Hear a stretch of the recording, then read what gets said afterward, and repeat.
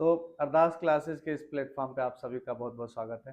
बच्चों, आज आप लोग भी बहुत खुश होंगे क्योंकि आप में सबसे जो छोटी है परिणति पूरा नाम है। तो परी ने जेएनयू में अभी एडमिशन लेके भी आई हैं। सीयूटी एग्ज़ाम पास किया था, 26th रैंक लेके आई है पॉलिटिकल साइंस से। कोशिश ये कर रही थी कि पोल साइंस में कहीं एडमिशन हो जाए, बट इसका फाइनली डीयू में भी था, जेएनयू में भी हुआ। और जेएनयू एक था कि सपना है कि अच्छे इंस्टीट्यूट में हो जाए तो हम वहाँ से मास्टर की डिग्री लेंगे और फिर आगे नेट जेआरएफ के बाद लेक्चरशिप का एग्ज़ाम करेंगे। तो आप सब जोरदार तालियां इनके लिए दीजिए, परिणति के लिए। तो परी, कैसा लग रहा है यहाँ पे? रोज देखा करते थे अपने दीदियों को और जो भी आपके सीनियर्स थे। हाँ जी सर, मतलब सोचा नहीं था कि जेएनयू में हो जाएगा। जब मैं सर के यहाँ पे आई थी तो मेरा जो बैकग्राउंड था, 12th हुआ था वो पीसीएम से हुआ था। तो मुझे कुछ भी पॉलिटिकल साइंस का 9th 10th में ही पढ़ा था। तो कौन प्लेटो, कौन एरिस्टोटल नाम भी यहाँ पे आके पहली बार पता लगे थे, क्या होता है क्या नहीं होता है। इतना वास्ट सिलेबस था, बट टाइम लगा थोड़ा। मेरे को 1 साल लगा। मैंने अपना फर्स्ट सीयूटी दिया था तो उसमें मेरे को कोई एवरेज कॉलेज भी नहीं मिल रहा था। फिर मैंने कभी भी सीयूईटी लेकर प्रिपेयर नहीं करा, नेट के उससे प्रिपेयर किया था। तो इसलिए मेरे को सेकंड उसमें अटेम्प्ट में मेरा सीयूईटी हो गया था। अच्छा, तो अभी आप लोगों को बताऊं कि जब परी मुझसे मिली थी तो उस समय एक डाउट ये था, बीए कर रही थी ये, तो फाइनल ईयर आने वाला था, सेकेंड ईयर के लास्ट में शायद हम लोग मिले थे हम्म। कि सर हम आगे किससे मास्टर करें, समझ में नहीं आ रहा। हिस्ट्री रखें, पोल साइंस रखें। फिर उस पर लंबा कैरियर काउंसलिंग की चीज़ें चली कि क्या बेहतर होगा। और फिर फाइनली हमने कहा कि अभी आप लोगों का जो चॉइस होता है या कहते हैं ना इंटरेस्ट इसमें है। दरअसल मेरा अलग थोड़ा सिद्धांत रहता है कि कोई भी चॉइस या इंटरेस्ट होता नहीं है, वो डेवलप किया जाता है थ्रू द प्रैक्टिस। इसलिए कोई भी व्यक्ति किसी भी चीज़ को सीख सकता है अगर वो धीरे धीरे उस पर प्रैक्टिस शुरू कर दिया तो अभी आप बीए में हो, अभी मत सोचो कि हिस्ट्री में मेरा मतलब ठीक रहता है और पोल साइंस पता नहीं मेरे लिए बहुत थोड़ा नया सब्जेक्ट लगता है। हमने कहा दोनों पढ़ो कुछ दिन और एक डिसीजन लेंगे। पोल साइंस का दायरा यही होता है कि इसका फील्ड बड़ा है, अब्रॉड भी है, अलग अलग जगहों पे आप काम कर सकते हैं। आईआर में काफ़ी इसमें अपॉर्चुनिटीज़ होती हैं। कई स्टूडेंट हैं दूसरे देश में भी अभी काम कर रहे हैं हमारे यहाँ, और आईआर पे अलग अलग रिसर्च कर रहे हैं, जेएनयू में है, डीयू में है। तो जितने भी उस रास्ते को अपनाया, हमें लगा कि लाइफ से जुड़ा हुआ सब्जेक्ट है आपके, चारों तरफ पॉलिटिक्स ही है। इसके बिना, इसको जाने बगैर कोई अगर जी रहा है तो उसका जीवन पूरी तरह से नहीं है, कहीं ना कहीं आधा अधूरा जीवन है। तो पॉलिटिक्स पढ़ो, हिस्ट्री भी उसमें आ ही जाएगा कहीं ना कहीं, क्योंकि ये सब अलग अलग नहीं है। और फाइनली डिसीजन हुआ, पॉलिटिकल साइंस से डिसाइड किया गया। ठीक है, सीयूईटी देंगे। बाद में आए तो मैंने कहा सीयूईटी से एमए में एडमिशन होगा, आप अच्छे लेवल की तैयारी करो, सीयूईटी भी आसानी से हो जाएगा। नेट जेआरएफ का बैच में ही कोशिश करता हूँ मैं कि सीयूईटी बच्चों को सब्जेक्ट के स्पेशलाइज में ले जाऊँ। और फाइनली इनका यहाँ पर एडमिशन हो जाता है। हमने तैयारी शुरू करवाई, शुरुआती परफॉर्मेंस ही देखे कि बहुत अच्छा जा रहा है सीनियर्स के साथ, और धीरे धीरे करके जो भी टेस्ट ले रहे हैं, याद करने को कोई चीज़ दे रहे हैं, तो एकदम रेगुलर जो मेरा होमवर्क का होता है ना आप लोगों पे प्रेशर, कि उसको आप उसी दिन करो, वो इसने किया। और उसकी मूल वजह एक जो मैं बोलता हूँ कि एक अंडर एज होना, जितने छोटे होते उतना फॉलो ज़्यादा करते हो, क्विक, अपना दिमाग नहीं लगाते बहुत ज़्यादा। तो गाइड को फॉलो करना धीरे धीरे कम होने लगता है हैबिचुअली। इसने कोशिश की, सबसे अच्छा मार्क्स भी ले आती थी। जो लोग मतलब सीनियर्स इनको यहाँ पे इंट्रोड्यूस कराते थे सब कुछ, उन सब से भी धीरे धीरे परफॉर्मेंस आगे निकल गया। फाइनली हमने नेट का एग्ज़ाम भी दिलाया, उसमें भी 61% लगभग मार्क्स था। तो हमें लग गया कि ये कर सकते हैं। सीयूईटी का उसी समय एग्ज़ाम, इस बार तो हमने ऐसे ही डलवा दिया था कि देखो अब तुम कोई भी एग्ज़ाम दोगे पोल साइंस से हो जाएगा, और उसमें 26th रैंक लिया है। तो जेएनयू में आपने एडमिशन ले लिया, हॉस्टल के लिए आपने अप्लाई भी कर दिया है। जी सर। क्या लग रहा है कोई भी सब्जेक्ट पढ़ना, हम्म। आर्ट्स का एक साइंस बैकग्राउंड से आने के बाद, हम्म। कैसा लगता है? बहुत चैलेंजिंग होता है या इंटरेस्ट बनने पे किया जा सकता है? सर, आपने जो बोला था कि कोई भी सब्जेक्ट इंटरेस्ट ऐसे ही नहीं आता।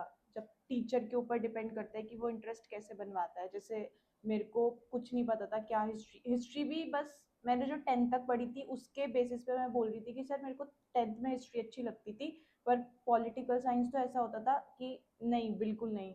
बट सर ने पढ़ाया, इंटरेस्ट बनवाया। स्टार्टिंग में ऐसे होता था जो सर बताते थे मैं बस वही पढ़ती थी, उसी को पढ़ लिया।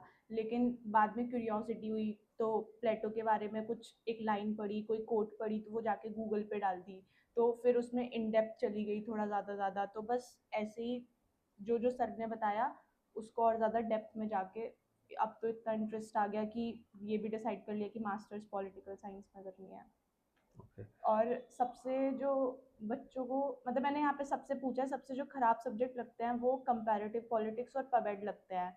बट नेट में मेरे पबेड में और कंपैरेटिव में फुल मतलब कोई भी एक भी क्वेश्चन सर उसमें मेरा गलत नहीं था। पबेड का और कंपैरेटिव का मेरे को सारे क्वेश्चंस आते थे और सीयूईटी में भी मेरा इन दोनों सेक्शन से फुल स्कोर था।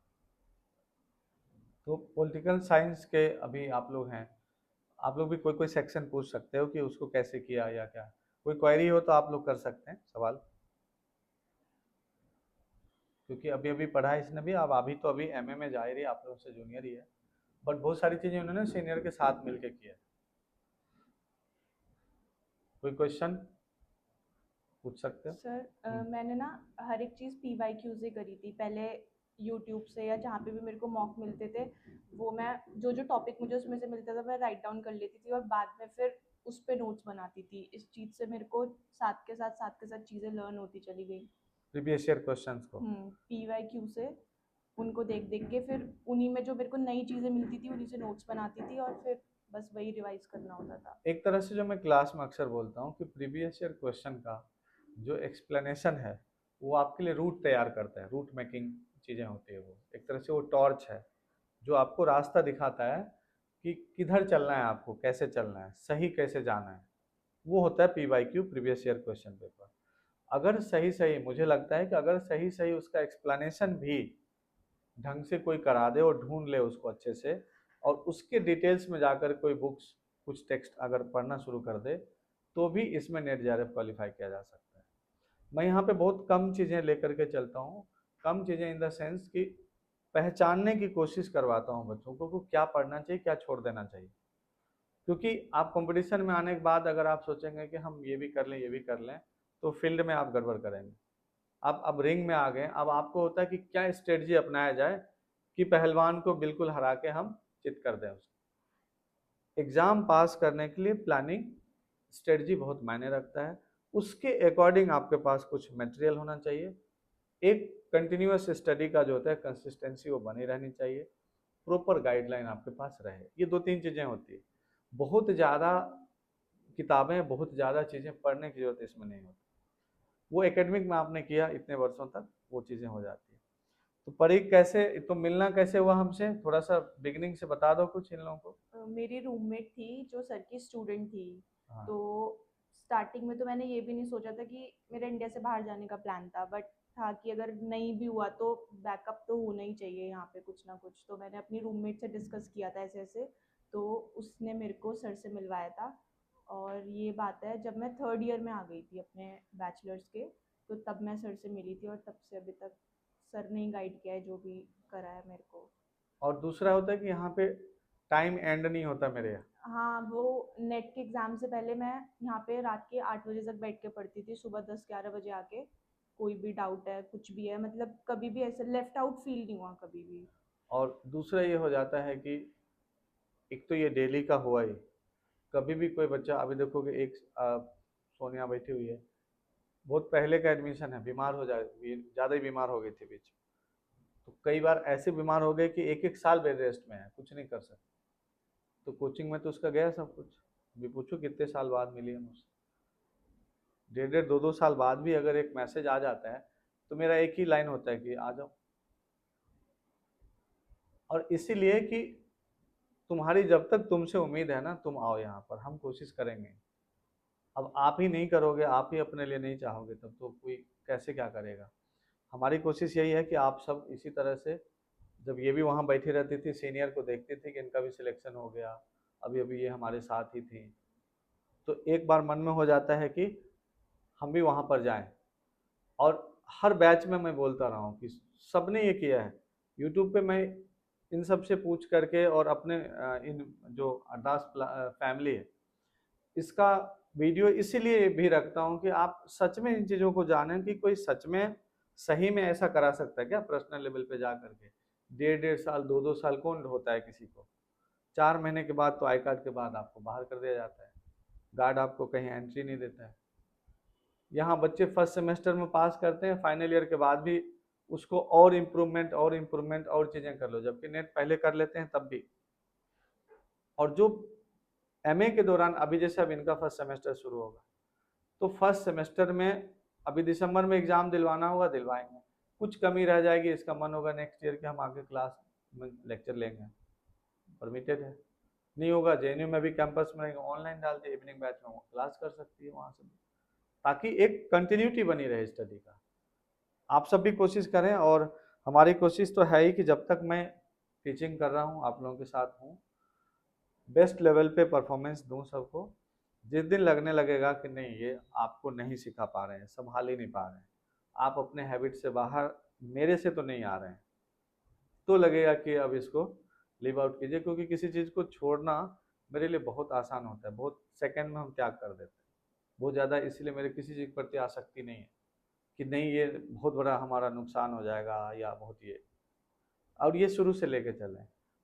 आप लोग जितना मेहनत करते हैं वही हमारी ताकत बनी होती है कि चलो मार्केट में जब तक मैं बैठा हूँ कुछ अच्छा काम कर रहे हैं। और हर किसी को बोलते हैं कि कोई ना कोई ऐसा काम अच्छे लेवल पे करते रहो जिससे कि तुम अकेले में प्राउड फील कर सको। और अगर प्राउड फील करने के लिए कुछ भी नहीं है तो आप इस 125 करोड़ में कहाँ है पता नहीं चलेगा। और सर एक हाँ चीज़ और, मैंने यहाँ आके ये सीखा है कि कभी भी ना दूसरों से कंपेयर नहीं करना चाहिए कि उसे तो पॉलिटी भी आती है, उसे तो कंपैरेटिव भी आता है, मुझे क्या आता है। क्योंकि जब दिव्या मेरी सीनियर थी तो उसका उसने तो सर वो करा था, पॉलिटिकल साइंस ऑनर्स था, मेरा बीए था, वो प्रोग्राम था। और उसका बैकग्राउंड सारा पॉलिटिकल साइंस का था, तो मैं उससे पढ़ती थी। तो मुझे लगता था इसको तो ये भी आता है, ये भी आता है, ये भी आता है, तो उसका तो बहुत अच्छे से हो जाएगा। फिर मैं तो लाइन में ही नहीं हूँ कहीं पे, मुझे तो कुछ आता नहीं है। लेकिन 1 साल बाद मैंने यहाँ पे पढ़ के मैंने उसको पढ़ाना स्टार्ट कर दिया था, मतलब चीज़ें क्लियर करवाना है करवाना।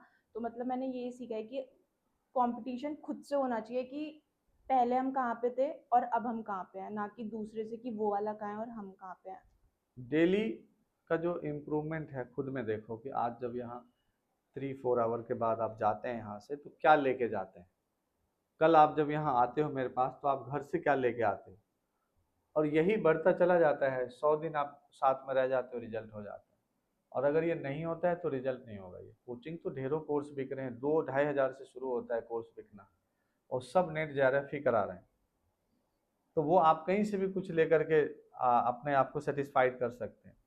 बच्चों में इतनी चीज़ें चल रही है ना कि कोचिंग हो गई बस हो गया, क्या मिला उससे नहीं मिला उससे कोई फर्क नहीं पड़ रहा है, कोचिंग हो गई। उससे और नुकसान हो रहा है कि आप मन में तो एक सवाल का जवाब मिल गया ना, कोचिंग हो गया, चाहे कहीं से भी लिया हो कैसे भी लिया हो, तो वो भी नुकसान करता है। और इसलिए सब कुछ अच्छे से करो, और सभी लोग को हम चाहते हैं कि सब ऐसे ही सिलेक्शन ले ले लो, है ना। हाँ कोई क्वेश्चन है। आपका लाइक एक कोई भी एग्जाम से 20 डेज प्रायर स्ट्रेटजी क्या होती है? क्या आप टॉपिक के थीम को लेके चलते हैं या पीवाईक्यू को भी रिलेट करते हैं? नहीं, मैं जैसे पॉलिटी में हमारे 6 सेक्शन होते हैं मेन मेन, तो मैं डेज के हिसाब से, जैसे नेट का या हाँ ना सीयूटी, मतलब नेट और सीयूटी जैसे सेम है, तो मैं 20 डेज हैं तो 10 चैप्टर्स मिला के, जो नेट एनटीए की तरफ से सिलेबस होता है, यूजीसी की तरफ से, उस पर 10 पार्ट्स होते हैं और पेपर 1 में भी 10 पार्ट्स होते हैं। तो 20 डेज, तो मैं एक चैप्टर एक दिन के लिए, एक चैप्टर एक दिन के लिए, एक चैप्टर एक दिन के लिए, और उसी में पीवाईक्यू ऐसे। सेक्शन वाइज हाँ, वो और करते सारा कुछ रिवाइज नहीं, बस बुलेट पॉइंट्स होते हैं। और पीवाईक्यू में तो वैसे सब रिवाइज हो ही जाता है। हैं। मेन प्रीवियस ईयर क्वेश्चंस पे आप फोकस रहेंगे। और मैं यहाँ पर मुश्किल से हैंड रिटेन में आपको 500 से 600 पेज का मुश्किल से नोट्स देता हूँ। 5 से 10 हज़ार पेज का नोट्स देना बहुत आसान है, इतनी बुकलेट हो जाएगी। लेकिन कम करके चीज़ों को कंसाइज करके लेवल पे लाना और उसी में रिजल्ट दे देना, एक तो रिस्की होता है, टफ होता है। कि क्या दूं जो एकदम से वही आपके लिए सुटेबल, और उसको भी कवर करने में जब आप परेशान हो जाते हैं या लगता है कि आप वो भी नहीं कर पा रहे हैं, तो लगता है कि फिर कैसे होगा। बहुत सारी चीज़ें पढ़नी चाहिए, एक्चुअल में तो यही है, आपको मोर एंड मोर स्टडी करनी चाहिए, ज़्यादा ज़्यादा एकेडमिक किताबों को, टेक्स्ट को आप लेकर के पढ़ें, तब जा कर के। इसलिए आप देखेंगे कि कोचिंग इंस्टीट्यूशन जितने भी हैं, उससे ज़्यादा रिजल्ट आज भी एकेडमिक संस्थान से हैं। DU, JNU, BHU, Allahabad, AMU, Hyderabad campus, इन सब जगहों से जो सेंट्रल यूनिवर्सिटीज़ में बच्चे हैं, उनके रिजल्ट ज़्यादा हैं इसमें। तो उसकी वजह क्या है? प्योर एकेडमिशियन है वो टेक्स्ट को पढ़ रहे हैं, वो लगातार चीज़ों को अडॉप्ट कर रहे हैं। 3, 4, 5 महीने में हम आपको क्या सिखा देंगे, क्या दे देंगे? तब हम क्या करते हैं, हम अपना स्ट्रेटजी निकालते हैं कि क्या ऐसा किया जाए कि उन्हीं एकेडमिक वाली चीज़ों को कंसाइज करके इसके माइंड में सेट करने की कोशिश की जाए। बाद में बुक पढ़ लेंगे जब पास कर जाएंगे। इसलिए एग्ज़ाम पास करने वालों को भी बोला हूँ कंटिन्यू कि अब 5-6 महीना अच्छे से स्टडी करना, साल भर स्टडी करो, ढंग से चीज़ों को बुक निकालो अलग और लिस्ट ले लो हमसे और उन सबको स्टडी करो, तब जाके थोड़ी सी आपकी मैच्योरिटी आएगी, नॉलेज, आप लेक्चर डिलीवर कर सकते हो हर चीज़ पे।